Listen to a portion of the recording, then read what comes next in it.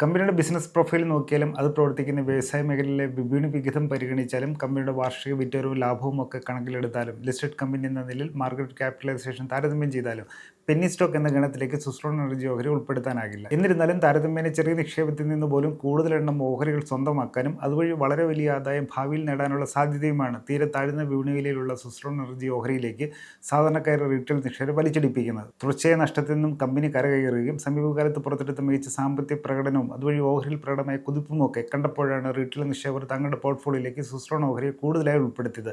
എന്നാൽ കഴിഞ്ഞ 6 മാസ കാലയളവിൽ സുസ്ലോൺ ഓഹരിയിൽ ശക്തമായ തിരുത്തൽ നേരിട്ടു. 25% നഷ്ടമാണ് ഈ കാലയളവിൽ ഓഹരി വിലയിൽ കുറിച്ചത്. 75 രൂപ നിലവാരത്തിൽ നിന്നും 50 രൂപ നിലവാരത്തിലേക്ക് സുസ്ലോൺ ഓഹരിയുടെ വില താഴ്ന്നു.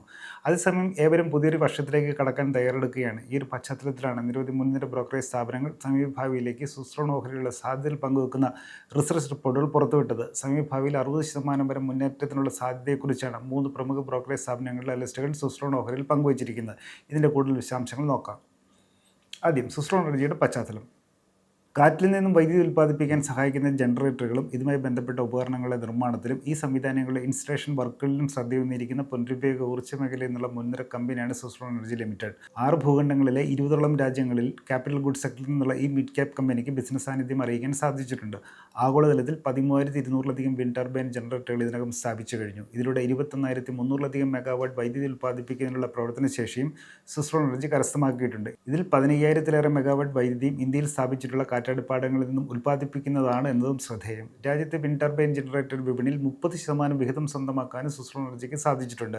ഏകദേശം 70,500 കോടിയിലധികം രൂപയാണ് കമ്പനിയുടെ നിലവിലെ വിപണി മൂല്യം. സാമ്പത്തിക പ്രകടനം. നടപ്പ് സാമ്പത്തിക വർഷത്തിൻ്റെ സെപ്റ്റംബർ പാദത്തിൽ സുസ്ലോൺ എനർജി നേടിയ വരുമാനം 3,481 കോടി രൂപയാണ്. കഴിഞ്ഞ വർഷത്തെ സമാന പാദത്തിൽ കമ്പനി കൈവരിച്ച വരുമാനത്തേക്കാൾ 147% വർധനയാണിത്. സെപ്റ്റംബർ സാമ്പത്തിക പാദത്തിൽ സുസ്ലോൺ എനർജിയുടെ അറ്റാദായം 1,287 കോടി രൂപയായും വർദ്ധിച്ചു. വാർഷികമായി 1,435% വർധനയാണ് ലാഭത്തിൽ കുറിച്ചിരിക്കുന്നത്. അതേസമയം കഴിഞ്ഞ 3 വർഷക്കാലയളവിൽ നോക്കിയാലും സുസ്ലോൺ എനർജിയുടെ സാമ്പത്തിക പ്രകടനം താരതമ്യേന ശക്തമാണെന്ന് കാണാം. 3 വർഷത്തിനിടെ ഈ കമ്പനിയുടെ വരുമാനത്തിൽ 25%, പ്രവർത്തന ലാഭത്തിൽ 24%, അറ്റാദായത്തിൽ 85% വീതവും സംയോജിത വാർഷിക വളർച്ച രേഖപ്പെടുത്തിയിട്ടുണ്ട്. എന്നിരുന്നാലും സുസ്ലോൺ ഓഹരിയുടെ സമീപകാല പ്രകടനം നിർമ്മങ്ങിയതായിരുന്നു. ബുധനാഴ്ച വ്യാപാരത്തിനൊടുവിൽ സുസ്ലോൺ ഓഹരിയിൽ 51 രൂപ 54 പൈസ നിലവാരത്തിലായിരുന്നു വ്യാപാരം അവസാനിപ്പിച്ചത്. കഴിഞ്ഞ ഒരു വർഷക്കാലത്തിനിടെ സുസ്ലോൺ ഓഹരിയിൽ കുറിച്ച ഏറ്റവും ഉയർന്ന വില 74 രൂപ 30 പൈസയും ഏറ്റവും താഴ്ന്ന വിപണി വില 46 രൂപ 15 പൈസയും വീതമാകുന്നു.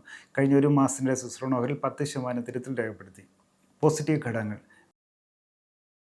ബിസിനസ് പ്രവർത്തനങ്ങൾ വെർട്ടിക്കലി ഇൻ്റഗ്രേറ്റ് ചെയ്തിട്ടുള്ളതിനാൽ റിന്യൂവബിൾ എനർജി സെക്ടറിലെ മറ്റു കമ്പനികളേക്കാൾ വിൻഡ് ടർബൈൻ ജനറേറ്റർ നിർമ്മാണത്തിലും വിപണനത്തിലും മേൽക്കൈ നിലനിർത്താൻ സുസ്ലോൺ എനർജിക്ക് സാധിക്കുമെന്നാണ് മാർക്കറ്റ് അനലിസ്റ്റുകളുടെ പൊതുവായൊരു വിലയിരുത്തൽ. വിപണിയിൽ ടർബൈനുകളുടെ ആവശ്യകത വർദ്ധിക്കുന്നതിൽ നിന്നുള്ള ബിസിനസ് അവസരം മുതലെടുക്കുന്നതിന് കമ്പനിയുടെ ഉൽപ്പാദനശേഷി വർദ്ധിപ്പിക്കാനുള്ള ശ്രമങ്ങളും സമാന്തരമായ കമ്പനി നേതൃത്വം നടപ്പാക്കുന്നുണ്ട്. 2031-32 സാമ്പത്തിക വർഷത്തോടെ കാറ്റിൽ നിന്നും 122 ഗിഗാവാട്ട് വൈദ്യുതി ഉൽപ്പാദിപ്പിക്കാനാണ് കേന്ദ്ര സർക്കാർ ലക്ഷ്യമിട്ടിരിക്കുന്നത്. അതിനാൽ സർക്കാർ തലത്തിൽ ഭരണനയപരമായ അനുകൂല സാഹചര്യവും കമ്പനിക്ക് ഗുണകരമായി ഭവിക്കാം. അതുപോലെ കാറ്റിൽ നിന്നും വൈദ്യുതി ഉൽപ്പാദിപ്പിക്കുന്നതിന് സഹായിക്കുന്ന ഉപകരണങ്ങൾക്കുള്ള GST നികുതി നിലവിലെ 12% നിന്നും 5%-ലേക്ക് താഴ്ത്തി നിശ്ചയിച്ചും ഈ ഓഹരിയെ സംബന്ധിച്ച് മറ്റൊരു പോസിറ്റീവ് ഘടകമാകുന്നു. സുസ്ലോൺ എനർജിയുടെ കൈവശം 6.2 ഗിഗാവാട്ട് ശേഷിയുടെ ഉപകരണങ്ങൾക്കുള്ള ഓർഡറുകളും സ്വന്തമായുണ്ട്.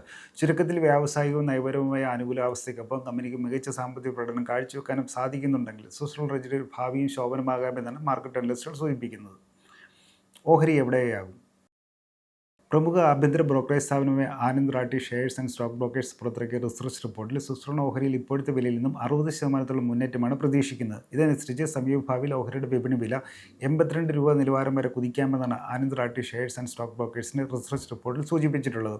അതുപോലെ ICICI സെക്യൂരിറ്റീസിൻ്റെ റിസർച്ച് റിപ്പോർട്ടിൽ സുസ്ലോൺ ഓഹരിയിൽ 50% മുന്നേറ്റ സാധ്യതയാണ് പ്രവചിക്കുന്നത്. ഇതുപ്രകാരം സുസ്ലോൺ ഓഹരി സമീപഭാവിയിൽ 76 രൂപ വരെ മുന്നേറാമെന്നാണ് ICICI സെക്യൂരിറ്റീസിലെ അനലിസ്റ്റുകൾ സൂചിപ്പിച്ചത്. അതുപോലെ മോത്തിലാൽ ഓസ്വാൾ ഫിനാൻഷ്യൽ സർവീസസ് പുറത്തിറക്കിയ ഏറ്റവും പുതിയ റിസർച്ച് റിപ്പോർട്ടിൽ സുസ്ലോൺ ഓഹരിയിൽ ഇപ്പോഴത്തെ വിലയിൽ നിന്ന് 43% വരെ മുന്നേറ്റമാണ് പ്രതീക്ഷിക്കുന്നത്.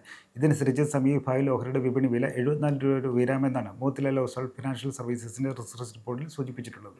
സുസ്ലോൺ ഓഹരിയെ സംബന്ധിച്ച് ഇവിടെ പങ്കുവെക്കുന്ന വിവരങ്ങൾ പഠനാവശ്യത്വം നൽകുന്നതാണ്. ഇതിൽ സുസ്ലോൺ ഓഹരിയെക്കുറിച്ചുള്ള അഭിപ്രായങ്ങൾ ബ്രോക്കറേജ് സ്ഥാപനങ്ങൾ അനലിസ്റ്റുകൾ സ്വന്തം നിലയിൽ പങ്കുവച്ചാണ്. ഇതിൽ ടൈംസ് ഇൻ്റർനെറ്റിന് ഉത്തരവാദിത്തമില്ല. ഓഹരി വിപണിയിലെ നിക്ഷേപം ലാഭനഷ്ട സാധ്യതകൾക്ക് വിധേയമാണ്. ഓഹരിയിൽ നിക്ഷേപിക്കുന്നതിന് മുമ്പ് സ്വന്തം നിലയിൽ വിശദമായ പഠനം നടത്തിയോ അല്ലെങ്കിൽ സെബി അംഗീകൃത മാർക്കറ്റ് അനലിസ്റ്റുകളുടെ സേവനം തേടി നിങ്ങൾക്ക് ചെയ്യാവുന്നതാണ്. കൂടുതൽ വാർത്തകളും വിശേഷങ്ങളും ഈ ടീമിലുള്ള ഫോളോ സബ്സ്ക്രൈബ് ചെയ്യുക. മറ്റൊരു വിഷയമായി വീണ്ടും കാണാം.